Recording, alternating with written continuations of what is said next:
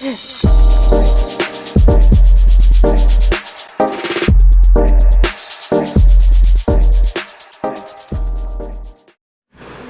shit! Oh damn!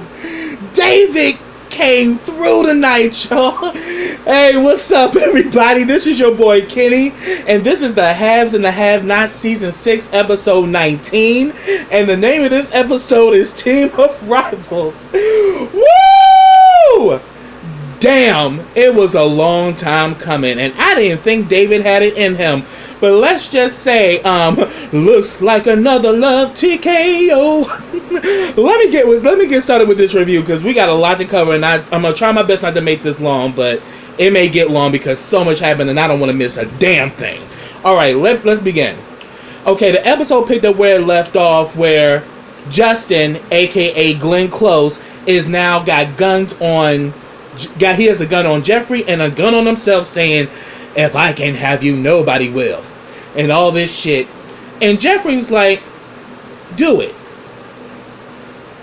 And then all of a sudden he's like, and then Jeffrey's like, "Fool, you really think I'm scared of you?" He's like, "Yeah." He's like, "I already told you I ain't scared, bruh." You know? And he's like, "You know, you took your life from me, and all you're gonna do is just keep on taking from me. And I don't want to do this, but I am sad it has to end this way."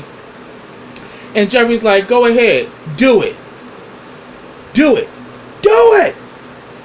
And that bitch put the damn guns down, and he's like, "Just like I thought." And then Jeffrey knocked his ass straight, punched the shit out of him. And I'm like, "Jeffrey, that's all you're gonna do? You should have beat his ass down for that." Because I'm gonna put it like this. Jeffrey is just as fucking crazy as Justin's ass. I mean, let's just be real. You just had a fucking crazy person committed, and now you dealing with another one. But this one you fucking, so you keeping him around. So all this time we've been kind of feeling some ways about Jeffrey. Jeffrey is psychotic. Because only somebody psychotic would deal with a motherfucker like Glenn Close, aka Justin. Glenn Close should have been put in a padded room a long damn time ago with all the shit he's been doing, the way he was torturing you in prison, how he choked your ass out, how he was trying to throw RK in your face. Like, this dude has done so much. The way he went over there and beat up Wyatt. Like, this nigga has done so much shit, and yet you're still entertaining it. So Jeffrey's full of shit because Jeffrey likes it. But Jeffrey doesn't like it when he goes over the top. And it gets to the point where, I mean, Jeffrey pretty much was, was studying to become a psychiatrist or a psychologist and shit. So he knows. So, and it's usually the psychologists in most cases are the most crazy because they have to deal with so many personalities. So we definitely see this in Jeffrey, that Jeffrey is psychotic as hell, and he keeps entertaining, Justin, and he wants to keep Justin around. But he's getting to the point where Justin is getting out of control, and he can't deal with his bullshit. And Jeffrey was like, "You know what? You need to stay the hell away from me. I'm going home." And Justin's like, "You can't go back there. I got a beautiful place for us." And he's like, "You really think I'm gonna live with you after you don't pull some shit like that, putting a gun on me?" And he's like, "Well, I get crazy. I'm crazy about you and all this shit." He's like, "No, motherfucker, you just crazy."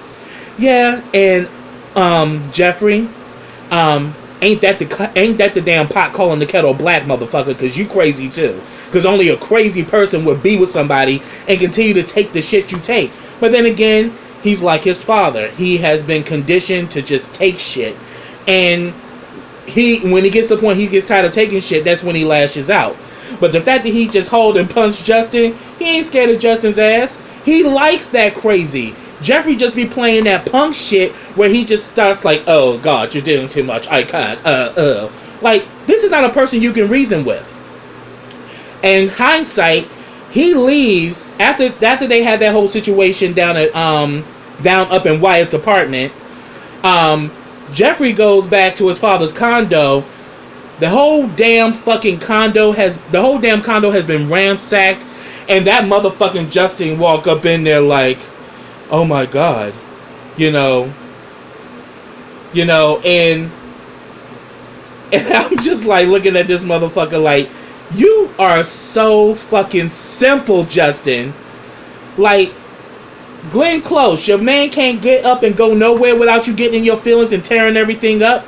And then he was, you know, and he pretty much said that, look, this is my dad's place. What are you doing? He's like, yeah, but how do I know it wasn't some other man's? I'm like, see, I just get so irritated with Jeffrey because I'm like, dude, this is not somebody that you're going to be able to fix. Like, he's crazy beyond comprehension. There is no sense of reasoning with him. He's blaming you for the fact that his life fell apart when it's his fault.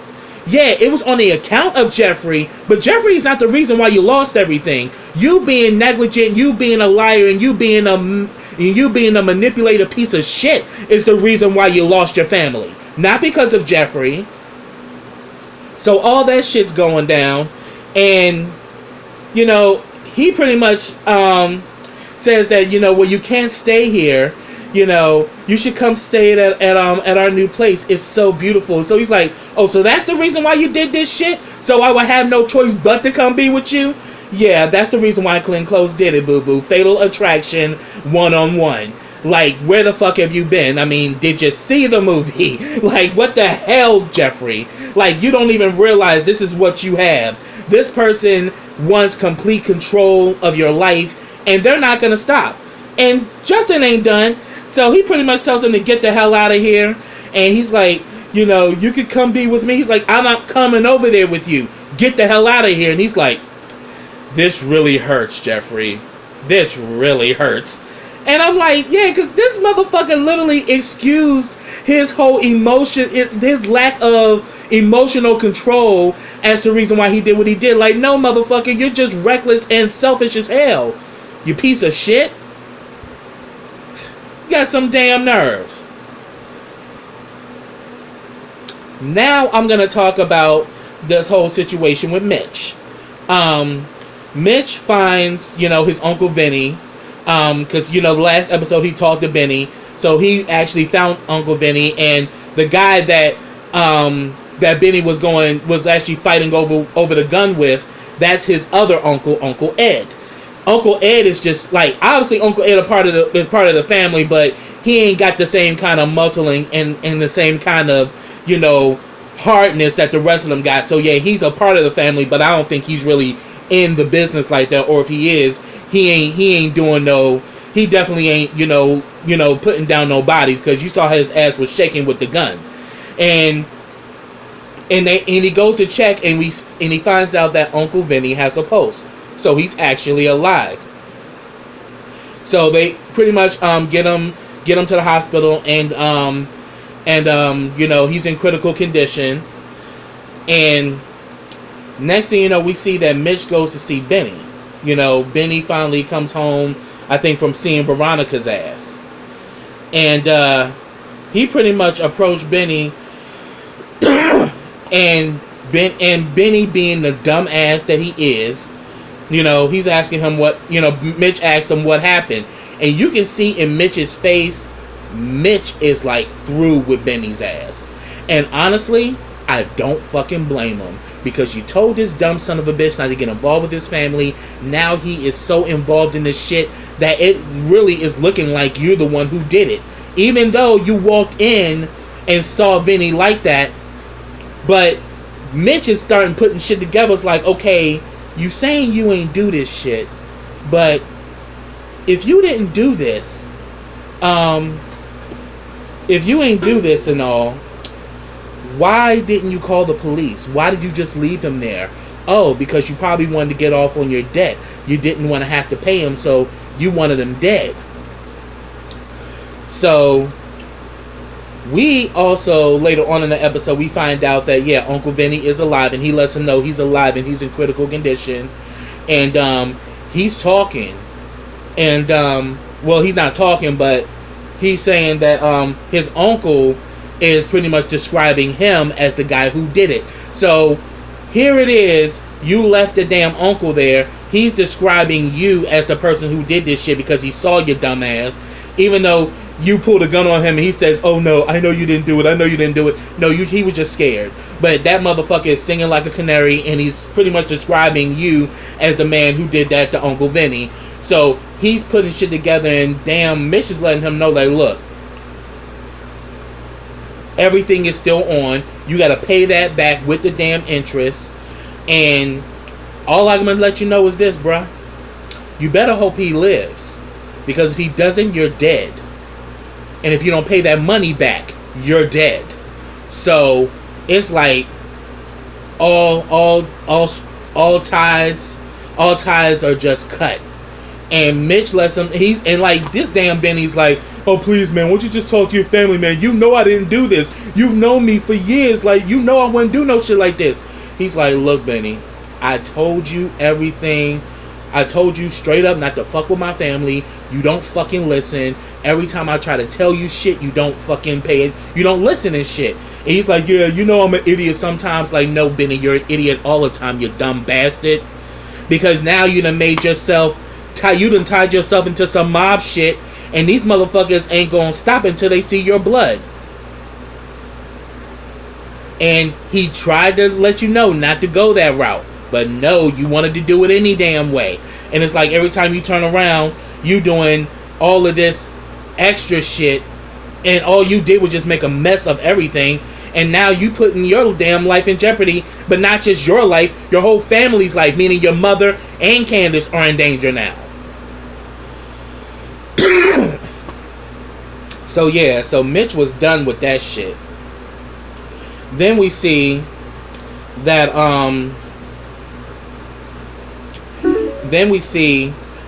that Benny goes in and he gets into it with Hannah. And him and Hannah go back and forth and she's talking about him and Veronica like, I told you not to mess with that woman. And he's pretty much, and he's like, Mom, don't start. And she's like, Lord, Lord. He's like, yeah, Lord, Lord. I'm like, keep it up, Benny, with your dumb smart ass. No, what the hell? No. Let me rephrase that. With your stupid black ass. Shut up. Come on, some Lord. You need to be calling on the Lord because you're going to need him in the situation that you done put yourself in with your dumb ass. And, you know, they go back and forth. And, you know, she was saying, Hannah was like, why the hell did you even go to Veronica? You know, I went to Catherine. You know, Catherine was going to help me get a lawyer. And he pretty much just was blatantly honest and said that, look, you know, I don't want Catherine doing nothing for her. She already gave her this house, and I don't trust her. And she was like, excuse me, what you mean you don't trust her? And then Benny starts going in and was like, didn't she cover for her son when she knew her son was the one that hit me? And she knew the whole time and didn't tell you? But then Hannah also checked his ass. Yeah, and do you know that she's the reason why you're still breathing, bruh? Because if it wasn't for her moving you out of that Conley hospital and putting you into a better facility, your ass would have died. Not only because you were in a county hospital, but because your trifling ass daddy was about to take your ass off of life support, bitch. That's what I'm saying. Benny is a fucking idiot. Like, I literally think Benny was one of those little boys who ran around with cowboy boots, a dirty pamper, and a bowl full of Captain Crunch with no milk, eating it all day, running around with a helmet, playing around with a CNC. Like, I think that was Benny. Benny was just this dumb little kid who obviously was attached to his mother, but never really learned anything. It's like, yeah, he a person that will try to go out and get it, but because he's not smart, he's always putting himself in situations. And we have known this about Benny since season 1. He's always in some shit. Always. Like, damn, you talking about being there for your mother, but you gonna give your mother a damn heart attack with all the crap you put yourself in. She can't even sleep because of your stupid ass. But then he's also saying that, yeah, and then he went there with her when he told her that, yeah, but not only that, you went back to work for her too. So what is that? So what message do you think that's talking about? And you got a nerve to come after Candace, and you got a nerve to come after me, and yet you up here working for her. And she says that first of all, she's paying me double the salary, than I was getting before, and ain't nobody. And she was saying that and she says yes, and I need a job. And he's like, well, get you another job.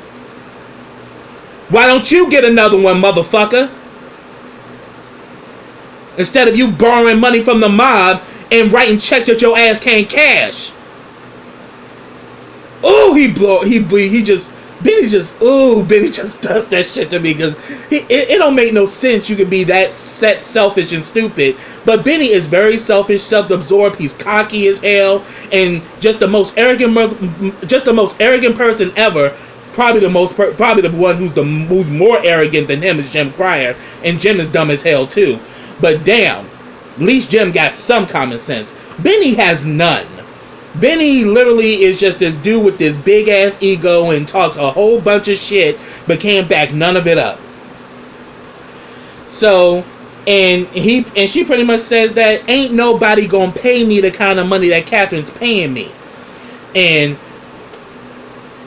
then, like, he was, like, really starting to comfort her, and she was like, boy, I will slap the piss out of you. You keep talking to me like this.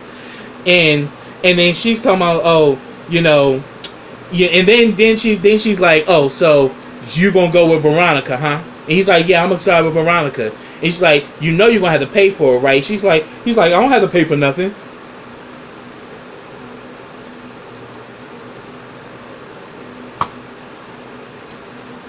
Kill this nigga. Kill him! I can't! I just can't! Damn! This asshole. Like, really, bruh? You just fucked her daughter-in-law, well, her supposed to be daughter-in-law, on her couch in her house. And then you come over there and she had another dude there. Like, bruh. She's gonna make you pay, and she's gonna make you pay in the worst way because she's pissed at you. And Veronica's, and like, Hannah's saying, you gonna pay for this. You are going to pay. And you probably gonna have to pay in sex. Yeah, you just like your sister out here selling your ass, trying to get ahead. I'm like, call his ass out. Like, yeah, you want to talk about Candace doing what she doing, and Benny be writing her, running her name in the mud too, and nigga, you out here doing the same damn thing. But the problem is you slinging dick and you ain't getting nothing out of it, and all you doing is bringing heartache to everybody that you come across. Because it really did hurt Mitch's heart to break his ties with Benny, but I'm glad he did, because Benny is nothing but I told you, Benny's special. She should have put him on a short yellow bus, but she put him on the bus with all the regular kids, thinking that she was going to have a Forrest Gump effect. But obviously, Benny is still stuck on, he's still stuck on bullshit. So it is what it is. So that pretty much all we saw of Hannah. Okay. Oh yes, and then also we get a scene where Jeffrey goes to visit Wyatt. He's in a psych ward in the hospital. He goes in there to check on him, and Benny's still paranoid. Wyatt is still paranoid, talking shit, talking out of his head. Jeffrey's letting them know that, look, I'm gonna call your mom and everything, and he's like, oh, so you're on her side? She's gonna kill me. She's gonna kill me. She took my money. She took everything from me. And she's like, and then like Jeffrey is just like, look. You usually get this paranoid when you've been taking drugs. So, and he still talking about, I killed somebody and all this stuff. And I'm like, see, the problem with fucking Jeffrey is that you put away one crazy one, but yet you got the one because he got some good ass. You letting the other crazy one out. If anything, just like you called those crazy people to take Wyatt, you should have called some crazy people to take damn Justin's ass.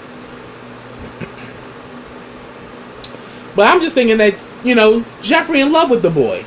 But he just don't want to admit it to himself, because he's still hoping that things are going to change somehow with Wyatt. But that ship is long sailed. And But anyway, but he pretty much goes and lets him know that, look, you know, he's letting you know that I'm on your side. That's why you're in here, because you're in danger to yourself, and I want to make sure you're okay. But it gets to the point where, then damn Wyatt starts talking like, oh, so you're gonna leave and go back to that crazy fool, that clown, that punk, that this. I'm like, oh, jealous are we, Wyatt? Oh, okay. Like, you kind of came off like you was kind of jealous, Wyatt. Oh, you want him to be up under you all the time. And they're like, Jeffrey just left. But then, all of a sudden, you see that damn Wyatt starts going off and everything in the room, and he's right in front of the door where it's the window, and all of a sudden, we see Uncle Vinny walk past, and Uncle Vinny kind of looked at him. I was like, oh shit, you both in the same damn place. So we're going to see what's going to happen with that. I think, Uncle Vinny, once he get a little better, going to probably try to get some street justice for Wyatt. And that's going to be interesting. Alright, so we got that talked about, and I'm going to talk about Veronica last, because that was the meat of the episode, and boy, that shit didn't disappoint y'all. But hold on with me, I'm going to get to it. Alright, so next I'm going to talk about Catherine and Jim. Jim is looking at TV to see if there's any developments, involving what happened with Wyatt. They said that they haven't reported a murder. That they just reported that there was a stabbing in a bar and the guy's in the hospital and he's in critical condition. So it's a good thing that the guy's alive. But then, Catherine is like, you know what? We have given Wyatt a free ride all too long, and if we want some different results, we're gonna have to do things differently. He needs to pay for what he's done. He's like, what are you talking about, Catherine? What do you mean? Like, what are you trying to say? And she says, I'm turning him in. And fucking Jim is like, oh no, the hell you ain't turning him in. The fuck you mean? That ain't happening. And Catherine's like, look, he needs to pay for this. And he's like, do you know I'm working double overtime to keep your ass out of jail? So you will not be turning in anybody. So you need to sit your ass down. I'm like, Catherine do be getting like totally forgetting the fact that you just killed the DA bitch. So you don't need to be you can't turn in no damn body. And on top of it, Jim is risking his ass doing all of this criminal shit to keep your ass out of jail. Like he got damn Sarah going over there to steal evidence and shit. Which I think we're going to see next week. And I can't wait to see what's going to happen with that. So therefore afterwards, Catherine gets a call, and it's from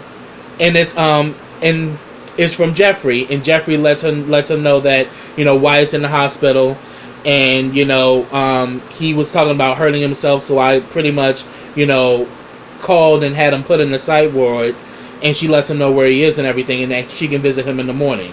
So therefore, Jim was like, who is that? Huh? Was that about Wyatt? Who is it? She straight ignored the hell out of him and walked the fuck out. And I was like, I don't blame you, fucking Catherine. Yeah, because she's like, I'm taking this in my own hands, because first of all, you weren't there for that conversation where Wyatt was talking cash shit to her ass. And then on top of it, she really got a bone to pick, because she finds out, we saw that she found out that Wyatt knew she had cancer and didn't give a damn whether she lived or died, and didn't even say anything. So yeah, Catherine's ready to handle Wyatt's ass, and I sure hope she does, because Wyatt has literally got on my last nerve. So we're going to see how that's going to play out. Now I'm going to talk about this whole situation with Candace and Gia and Rocky. Gia's in the hallway, looking like she's about to go to her room. She gets a call from Candace, and she tells her that, call Rocky and tell him to, meet me at this room or whatever, and actually fake like there was fake that there was a John that got a little out of hand, and you need his help, And then she also says that also I got a John down there that I want you to go mess with, to occupy time. You know. So she calls Rocky and lets him know that this is John who's getting pretty rough with her, and tells Rocky to come to room 3028. So then she pretty much summons, after she gets, she handles the John or whatever, she then summons Gia back to the room. And she pretty much tells Gia, I want you to witness this. And she's like, witness what? I want you to see what happens when you double cross me. Watch and learn. And then all of a sudden she's like, are you gonna kill him? She's like, I'ma handle this shit and you gonna watch it. Just wait and see. Just wait. And then all of a sudden the damn door knocks. She says, go on. She's like, get the door, bitch, go. So she goes in and, she says, and you better lure his ass back here too. So he goes in and, she's like, is he in there? He's back there. Yeah. And he goes down the hallway and goes around the corner. Candace got that damn golf club and she beat the fucking snot out of Rocky. When she got done, Rocky was a bloody mess.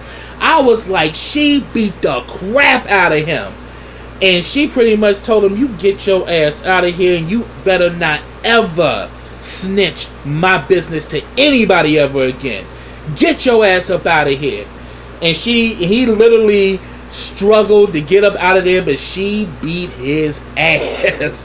And I'm like, Rocky, she tried to tell you don't cross her ass, but Arcade done gave your ass up and told that that Rocky, because Rocky overheard his conversation with Oscar, and remember Arcade told Candace about it.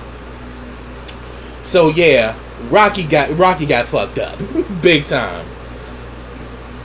And we see next week his ass gonna be in the damn hospital. She tore his ass up. And then like damn G was trying to leave. She's like, bitch, I ain't say your ass could leave. Get in here and clean this mess up. And make me a vodka tonic. And get the molasses out your ass. I'm like, okay, Color Purple. Really? And that's what happened there. So she literally got Gia shook. But little does she know, Gia is actually an informant who's there to get close to Candace and to feed this guy information because he wants to take Candace down. Candace is a murderer and we're gonna take her down. But the way he looks like he probably related to he looked like he's related to probably Justin or something. But I'm just like, he just has this vicious thing, like he really wants to take Candace down. And it's his thing. Like he said, I need you to get me information. I need everything. I need to know everything there is to know. And then also there's somebody on a higher up that's working with her, that's protecting her ass. I need you to find out who that is. We all know it's Charles, but I'm like, so it's like, I need you to get in close with her. And, she's pretty much saying that, look, I got this and shit. And saying that, look, she's more smart than I thought. She just literally beat the shit out of this guy. But he was like, I want to take her down for murder, and you're going to help me do this. So I'm like, oh, so this damn fucking Gia is working with the feds. So I'm like, oh shit, this is going to be interesting of how she's going to be playing this, and how this is going to go down. Okay, now I'm going to get to the meat and potatoes of what happened here. But it began with David and Erica. She gets a text while her and David are in bed. She sneaks out of bed to go answer the phone, and she comes to find out it's Rocky. Rocky lets her know that Candace and Veronica, got a plan, to against her, and that they talked about, because he overheard their damn conversation, and he pretty much tells her that they want you to dump David, and they want to kill you and all this shit. So she's saying that, look, so we obviously see that Rocky, we pretty much know that Erica and Rocky have worked with each other before, so they know each other. and he's trying to let her know that Candace and Veronica are trying to take you down, and you need to keep your eyes open and don't say I didn't warn you. And then he tries to offer her to work at the Artesian, but she says, "Oh no, I'm on the bigger and better things right now." But she says that you're not safe, so you need to get out while you still can. She goes back to the damn room. Damn, David's up, and I'm like, bitch, your ass thought your ass was being sneaky, but fuck it. That motherfucking David is the king of sneaky, and he don't play. So what ends up happening is that he was like, so who was that on the phone? And she said, oh, it was my sister or whatever. And then the next thing you know, she gets back in bed, and then all of a sudden, David's phone goes off, and it's Jeffrey. Jeffrey answers the damn phone. I'm sorry. I'm sorry. There's so much happened. Forgive me, y'all. But what I was saying is that David's phone goes off, and it's Jeffrey. Jeffrey lets him know that his apartment got ransacked. He immediately thinks it's Veronica's ass. So he calls Veronica. Veronica is literally on bed, and we literally see RK's legs. So RK is literally standing there, giving her like a damn show or whatever. They still getting drunk and everything. David is going off saying that you need to leave Jeffrey alone, and why do you keep doing this to him and all that.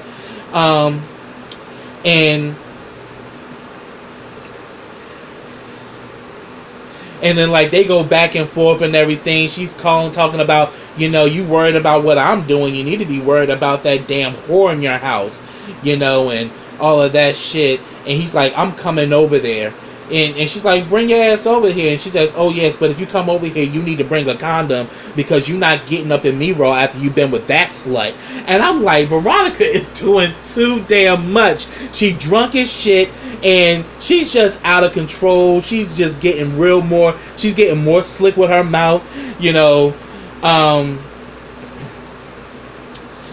pretty much, she's kind of throwing it in his face that she's there with RK and got RK saying shit into the phone. So she's just really plucking his nerves. And after she blew up the car and all that shit, David is just had it. And then now he's hearing about Jeffrey's apartment being ransacked, but it was Justin, aka Glenn Close. It wasn't Veronica, but Veronica's still talking cash shit to him and everything. And he's like, you know what? I'm tired of your fucking games, and I'm tired of your shit. I'm coming over there right now. So he pretty much makes his way over there, and we see while he's cooling off, we see Erica's nosy ass in the window, and we see that her and RK are doing this little, flirtatious, planting a mark on each other, because he's marking her, but she's also marking him as well, because we know Veronica is pretty much, a ruthless bitch. So they up in the stairs getting drunk and everything, and then next thing you know, they up in the pool, and RK, you better stop your playing, boy. Woo! And next thing you know, they go back and, they talk, and she was like, he's like, why you keep looking at me like that? 1 minute you ain't want me around, and now you can't, now you just can't, you just keep staring at me. Why you keep staring at me like that? She says that I'm studying my prey so I know how to attack. And she's like, okay, I can be that, but let you know that this prey bites back. And I'm like, So they already kind of made this kind of liaison amongst each other, and I'm like, oh, it's gonna be some shit there. But it's about to be some shit now, because afterwards they go in, RK, after RK sexy ass get out their pool. Woo! That's all I'm saying. And then they go back in and start talking. They go back and forth, and they still flirting with each other, doing all of this aggressive flirting. And then next thing you know, she gets a knock on the door. And then next thing you know, it's that motherfucking David. David is mad as hell, and he's like, you done blew up my damn car, and now you done ransacked Jeffrey's apartment. And because, when she was on the phone, she was talking shit, talking about oh yeah, and you got Jeffrey up in that apartment. Oh yeah, do you know he was on the couch fucking some guy? And he's like, well, I'm not surprised, Jeffrey's gay. So she knew Jeffrey was there, so that's why he drew the conclusion that Veronica had that whole apartment ransacked, and keeps fucking with Jeffrey. And she pretty much, he needs to be a man and blah, blah, blah. And, will tell him to stop acting like a girl. And next thing you know, he comes up in there. He's mad as hell. And she's saying, like, woman, you blew up my car. She's like, oh, I admit, I did that. I did that shit. But I don't know about no apartment. But anyway, it don't fucking matter, And they just go back and forth, and he's like, Veronica, I'm warning you. She's like, you know what? You always coming up in here with your little idle threats. You ain't gonna do shit. You ain't never did shit. And then she just goes back and forth and just keeps taunting his ass like, Veronica, I'm warning you. Leave my son alone. She's like, what you gonna do if I don't? Huh? What you gonna do? Huh? What you gonna do? What you gonna do? What you gonna do? What you gonna do? What you gonna do? I'm like, this bitch is doing too much. And she just kept going, and it just goes back and forth, back and forth, and back and forth. And the next thing you know, this damn David straight punched the shit out of Veronica, and she flew across the room. I was like, touchdown! Woo! I was rolling. I was like, oh shit. This is finally the first time he finally manhandled her ass and did that shit right in front of Arcade and everything. Arcade just sitting there like, Veronica, you kept fucking with the man. You earned that shit. He should have knocked your ass out a long time ago. But we see that he's just like that Jeffrey is just like his father. He is trained to take a lot of shit till you get to that point and you lashed out. Jeffrey stabbed her ass, and David knocked her the fuck out. So that's what I have, y'all. If I missed anything, put it down in the comments. I'd love to hear from you. But subscribe to my channel. Click that bell so you get notifications every time I drop a video. Also, follow me on all of my social platforms. I have them all listed in the description box. Also, like this video, comment on this video, and share this video. And I'll be back with the next episode of the Haves and the Have-Nots. Tyler, you did your shit tonight with that one. Because I didn't see it coming, but when it did, I was like, woo! I was with it. So until next time, everybody, take care.